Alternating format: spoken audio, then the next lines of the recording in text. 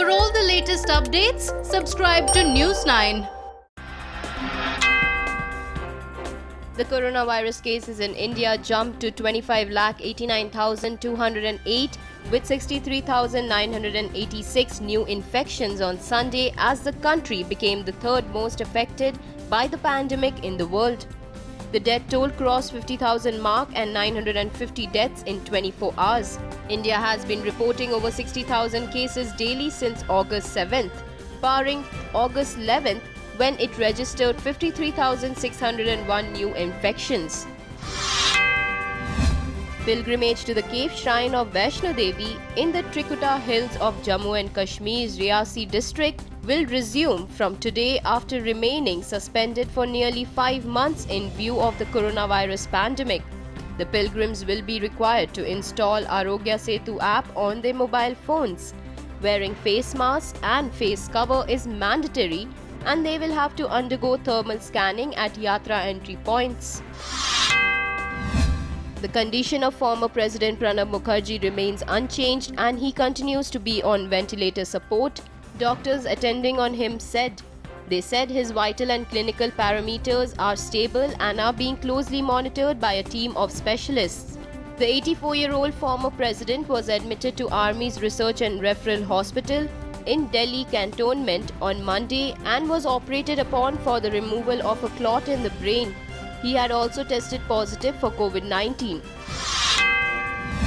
Suspected militants shot dead Azad Ahmed Dar, resident of Kangan village of Pulwama. As per sources, gunmen fired upon Azad Ahmed at his native place. Azad got critical injuries in the attack and was rushed to a local hospital where doctors declared him brought dead. Isolated places of Delhi and adjoining areas experienced rain since last night. It rained in Najafgarh, Gurugram, Sona and Manesar. Delhi experienced heavy rains on Thursday and early hours of Friday. Waterlogging was seen near New Delhi railway station following rainfall. In a hint that government is considering revising upward the legal age of marriage for girls, which is currently 18 years, Prime Minister Narendra Modi said a decision on what should be the right age of marriage for girls would be taken as soon as a committee set up to study the issue submits its report. Several politicos and dignitaries paid homage to former PM Atal Bihari Vajpayee on his death anniversary.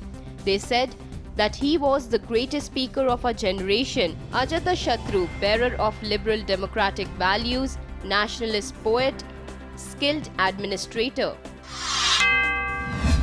The Empire State Building in New York was illuminated in the colors of the Indian national flag in USA. Burj Khalifa was also illuminated in colors of the tricolor on Indian Independence Day in UAE.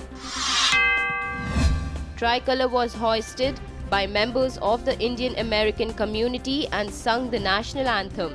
They organized a drive-through event to celebrate the 74th Independence Day of India in Washington, D.C.